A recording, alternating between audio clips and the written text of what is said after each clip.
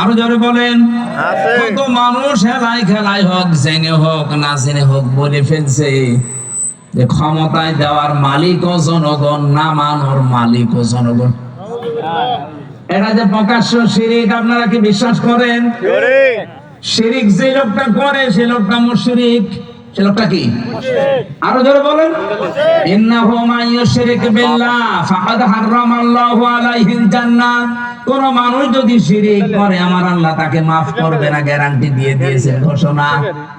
তার এক নাম্বার শাস্তি জাহান্নাম, তার জন্য ওয়াজিব, আর জান্নাত হারাম। আমালিজ জালিমিনা মিন আনসার, এমনকি তাকে সাহায্যকারীও কাউকে পাওয়া যাবে না। বগুড়াবাসী আমি খুব চিন্তায় থাকি এই শব্দগুলো নিয়ে। বহু মানুষের জীবনে নামাজ, রোজা, হজ, যাকাত, পর্দা এগুলো আমরা পাচ্ছি, কিন্তু শিরিক রন্ধ্রে রন্ধ্রে ঢুকে আমাদের সব আমলগুলো অলরেডি নষ্ট করে ফেলছে। আহ্বান জানাচ্ছি, যাই করেন হিসাব নিকাশ করে শিরিক যেন জীবনে না ঢোকে আমাদের। হযরত লোকমান তার সন্তানকে টাকা পয়সার সাথে আমার পরে ক্ষমতায় যাওয়া লাগবে কি করে এইটা তিনি পরিচয় করাননি। হযরত লোকমান তার সন্তানকে পরিচয় করিয়েছিলেন কার সাথে? আল্লাহর সাথে। আরো জোরে বলেন। রব্বুল আলামিন এই উপদেশ বাণীতে, এই ওসিয়তে এত খুশি হয়েছেন।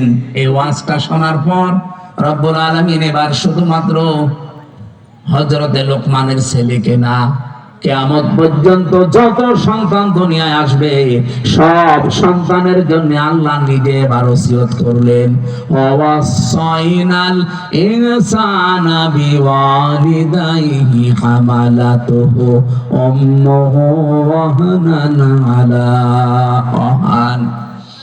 তাম পৃথিবীর সব মানুষকে, এ মানুষ বলতে শুধু মুসলমান না, হে লোকমান তুমি তো সন্তানকে টাকা পয়সা কিভাবে কামাই করা লাগবে, কিভাবে ক্ষমতা দখল করা লাগবে, প্রভাব প্রতিপত্তি এলাকায় অর্জন করা লাগবে, এ পরিচয় করাওনি।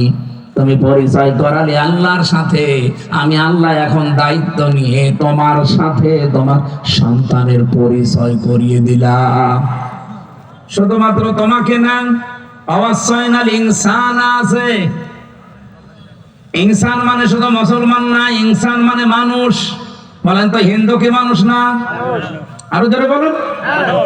এলাকায় যদি কোনো অন্য ধর্মের ভাইরা বোনেরা থাকে, কোরআনে কারীম আপনাকে